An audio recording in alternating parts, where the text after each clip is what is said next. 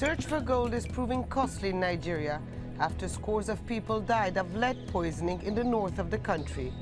The incident has been linked to illegal mining. Just why do people run this risk? How does it impact the environment? And what can governments do to stop illegal mining? This is Inside Story.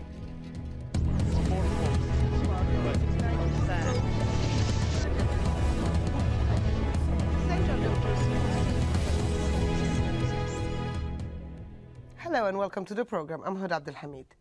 At least 160 people are already dead in northern Nigeria, and this number is likely to increase as villagers continue to expose themselves to lead poisoning from illegal gold mining. Nigerian authorities have asked for assistance from various international agencies to help contain the outbreak, but the Nigerian government hasn't stepped in to curb the illegal mining. It is reported that at least 111 of those killed were children, many of them under the age of 5. Yvonne Dege has traveled to Zamfara State in northern Nigeria and sent us this report. Survivors of a deadly explosion of lead poisoning cases in Zamfara State, northern Nigeria. Over the last month, 160 people have died, mainly children. Doctors initially thought it was malaria until blood samples were sent to Germany, revealing fatal levels of lead in their blood. Jamila Mohammed's 3-year-old daughter lost her sight and hearing after a massive convulsion caused by exposure to the lead. I realized my daughter was vomiting very severely. I took her to the local hospital. Things did not get better. We had to come back. I did not even realize that she had become blind. She's now on medication for 28 days, morning and night.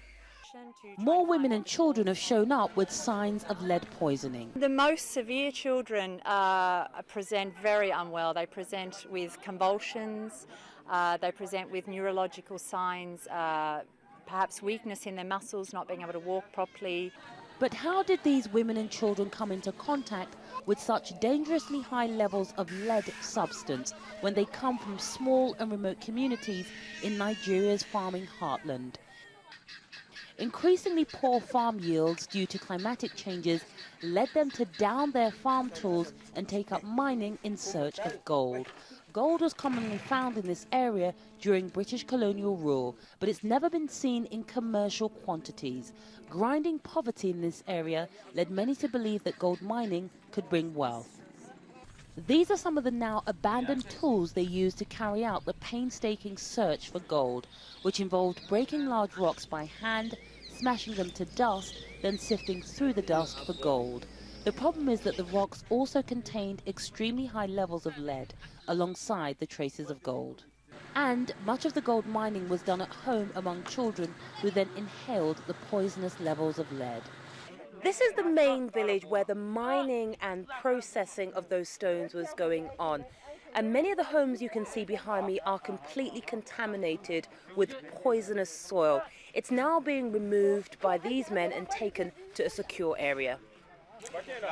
It would take 20 sacks of this contaminated lead-ridden soil to find just 1 or 2 ounces of gold. The ignorance is the main thing, because they are doing it without the knowledge. Now that they have the knowledge, they stop. The authorities say a mineral processing plant will be set up to properly and safely teach people to mine, to avert such tragedies. But villagers reveal that the dangerous informal gold mining is still going on in other villages, so there may be more cases of lead poisoning and deaths. Yvonne Dege, Al Jazeera, Yagalma, Zamfara State, Nigeria. Nigeria is a country plagued with many problems. It has been marred with years of violence due to religious, ethnic, political and economic divisions.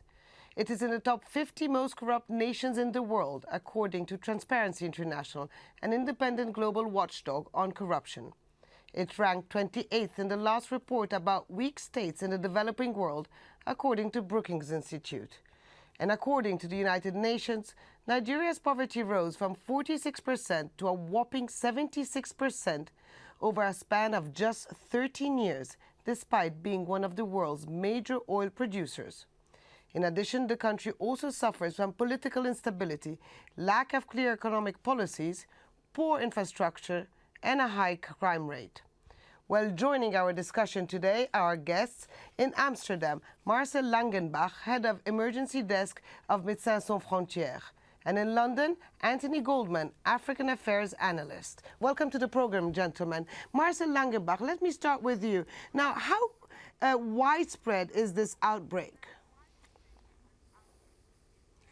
That's difficult to say at this moment. As far as we have seen so far, based on retrospective mortality surveys, an analysis of the mining activities, historic mining activities, 6 to 7 villages have now been identified among the ones with serious contamination of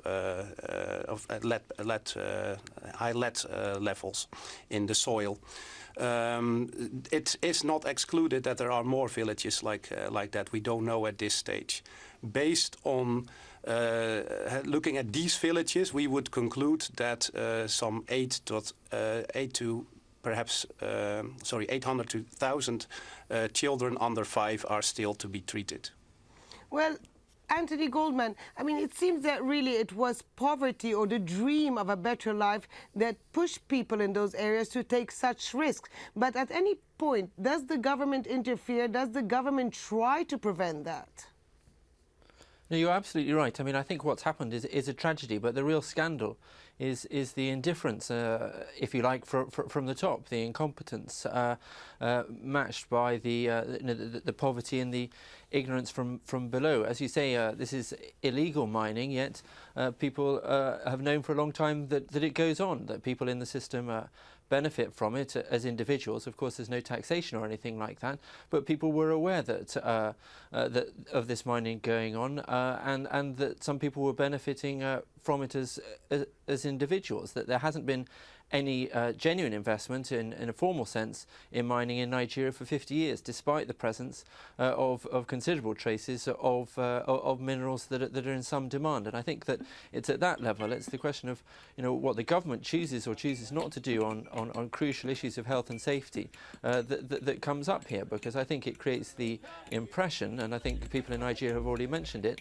that actually what goes on out in rural areas, the lives of ordinary people, perhaps doesn't matter a great deal to some of those in positions of real authority in Nigeria. And to be fair, this hasn't really been a huge story in Nigeria, a country which is accustomed to a whole series of these tragedies affecting ordinary people, whether it's pipeline explosions, whether it's communal clashes, whether it's just armed robbery or the poor state of healthcare, people dying of unnecessarily from preventable or curable diseases. So that's when organizations like Médecins Sans Frontières step in.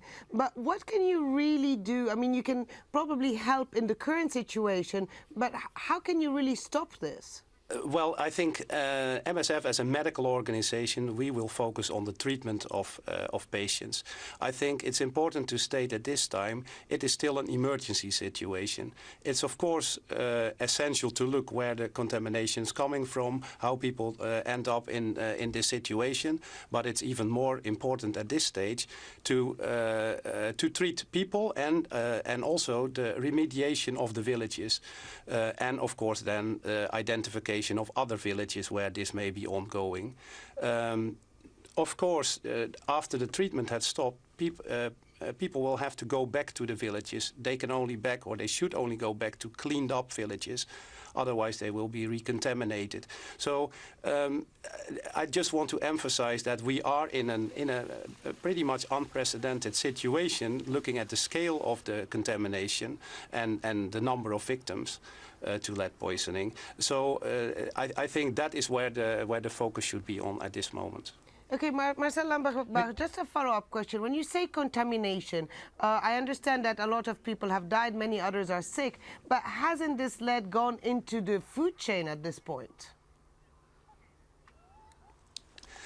We have understood from the environmental specialist and from the investigations done in the villages that the main source of contamination is the dust, so inhalation of the dust. Of course, there is also further contamination, possibly of water sources, of the food, so that is all to be addressed later. But it looks like the main source is still inhalation.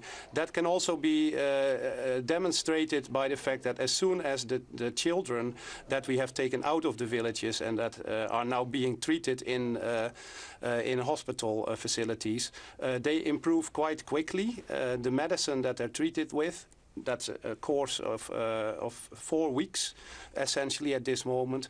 But they show rapid improvement already in the first couple of days. So it looks like if people are out of the villages, especially the children, that then there is a rapid improvement. Anthony Goldman, you were saying that unfortunately this is not a big story in Nigeria because people got used to it.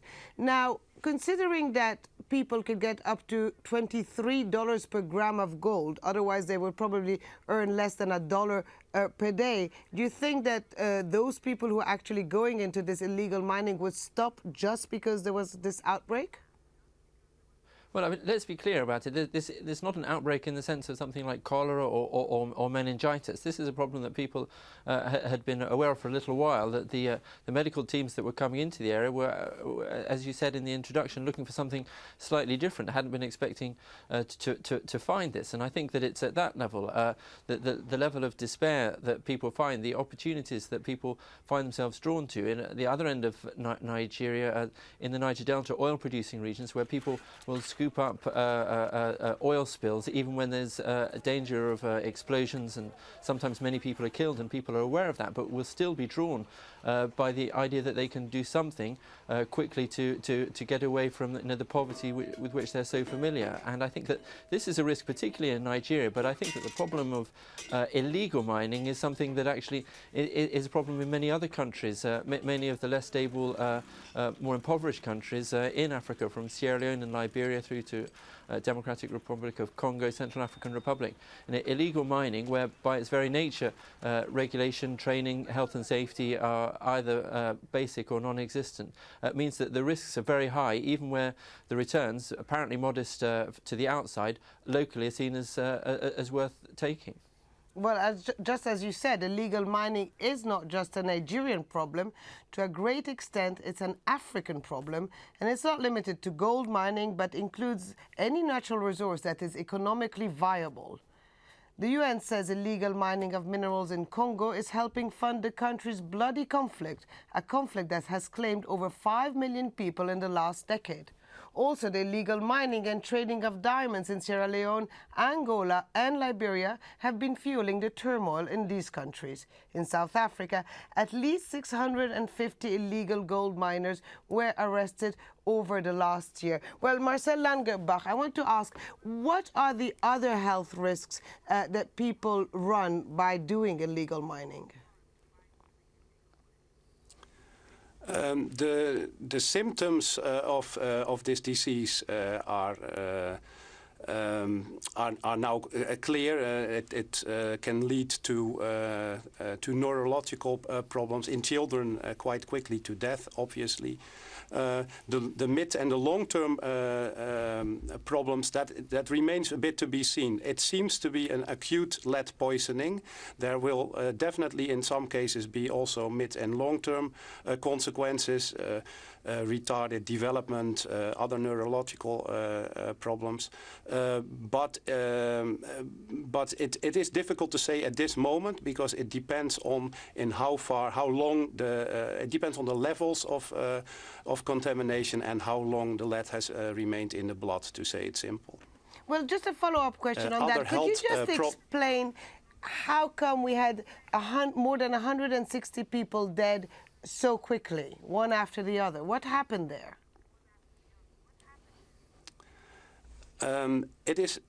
We still don't know exactly what caused the acuteness of this lead poisoning. We have understood from the environmental specialists that there is a relation with an increasing number of these machines that crush the ore. There seems to be also an issue that women have also more engaged in processing the ore and taking it into their houses. But from retrospective mortality and morbidity surveys, they all seem to suggest that this is a problem of the past 3 to 6 months. So yeah, it is difficult to say whether that is also the case in all the other villages. Again, 6 to 7 villages have been identified. There may be more. So that is where we stand now at this moment. Well, Anthony Goldman, now Nigeria is a rich country. Apart from oil, there's more than 30 different types of minerals. One report says that the country actually loses about $20 billion a year because of illegal mining. So what is happening there in a country with so many problems, grinding poverty? Why is the government not taking action which in something that could actually improve everybody's lives? I think that solid minerals has been one of the mysteries of Nigeria. Ministers repeatedly come and go talking of trying to create a culture which will encourage investment, but actually creating the conditions that allow some of the big mining companies to come in and to develop resources on an industrial scale to some of the better international practice. And let's face it, even in the best jurisdictions, mining just is a high-risk industry. Everywhere that mining happens, there are risks, but of course those risks are compounded where there isn't the level of experience and background and resources and infrastructure that some of the main players can come to bring to it. But essentially, some of the real problems in Nigeria are a culture of a lack of effective infrastructure in terms of transport, in terms of power, in terms of confidence in investment, in terms of a mining code that gives companies confidence that they will be able to make their investments and decent returns securely, confidence in a level playing field as far as law and order and respect for contracts goes. And I think that also the way that the country has become so hooked on oil, if you like, also doesn't help, because I think there is a very steady stream of revenue from oil and to an extent gas, and I think that has maybe taken some of the pressure off an industry which maybe in years gone by, before the discovery of oil at the start of the 20th century, had a thriving tin and coal mining industry which employed a great many people and was seen as a real asset to the economy. And I think until conditions really allow government to focus on the genuine requirements of the international mining industry as far as an infrastructure that's conducive for investment, I think that the risk of illegal mining is always going to be there, because the minerals exist, and I think that the demand for turning them out on a local scale and in an artisanal way, even where there are huge risks and relatively modest returns, I think is always going to track many people in a country as big as Nigeria, which has the level of poverty that Nigeria has. And Marcel Langenbach, organizations like yours rush in to help and save people's lives. But do you think there's something that can be done before actually the situations reaches this level? Do you think that there's some sort of education that can be given to people there? Well, first to clarify, Médecins Sans Frontières is actually working in northern Nigeria on a more or less permanent basis. We have a memorandum of understanding with the government in terms of monitoring disease, infectious disease, in terms of disease response, such as big vaccination campaigns. It was actually during one of these vaccination campaigns that we came across with the cases of lead poisoning that were first indeed confused with perhaps malaria or meningitis, and then when we investigated and took blood samples in collaboration with the Ministry of Health, then it turned out to be lead poisoning. So I try to explain that this is a situation we don't really understand why this is such an acute problem. So that remains to be investigated, and so in that sense there was very little that could be done to avoid this disease. I'm sure nobody knew that there were such high levels of lead in the ore. Something must have changed recently. Now, the whole problem of mining by individuals or by village communities, that is of course a problem, but I think you cannot, it's only to be expected. The area is very poor. I think you cannot stop the people from doing that. So the focus, in our opinion, should now also be in community mobilization, the social awareness, and not the villages did not understand at the beginning that there was a correlation between the dying children and the processing of the ore. So these sort of activities now need to take place first. Again, the cleaning up of the villages, and I'm afraid, as a medical organization, we're not really in the position to comment about whether this mining is illegal or not. Okay, and again, Marcel Langenbach, the rainy season is about to start. Does that make the situation more difficult for you? Yeah, that is indeed. Earlier I was talking to my colleague in Nigeria, and she told me that the rain had started, quite heavy rains, and that's of course not good news for the cleaning up of the village. It will make the work more difficult. So another reason why this remediation of the villages has a very high priority. And my last question for Anthony Goldman. I mean, you said earlier that this is not the first time such tragedies happen in Nigeria and other African countries. How come there's a lack of will from the various governments to tackle this issue? I mean, it seems that about 90% of the mining in Nigeria is illegal.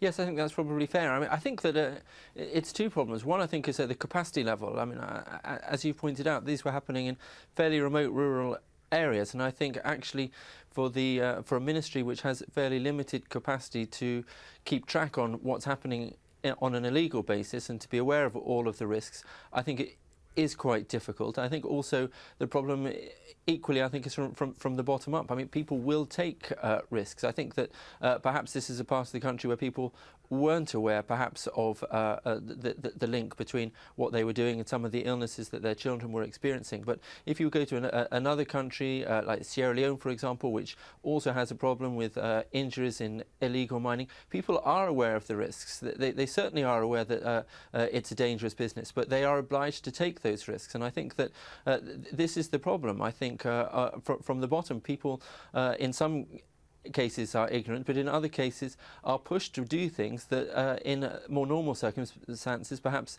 they wouldn't. At the other end of the scale, you have a government that has been unable to bring in genuine investment to perhaps build a kind of a structure that would allow for safer mining, to have better jobs in the industry, and also where frankly there is a level of corruption and indifference, at least in some parts of the nomenclature, which refuses to take some of these problems seriously and would rather just get on with the day without bothering with such issues. So I think it's a combination of those different factors which creates this kind of tragedy.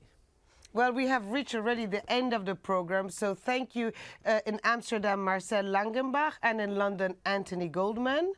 And thank you so much for joining us here on this edition of Inside Story. We welcome your comments and suggestions. Please email them to us at insidestory@aljazeera.net. Goodbye for now.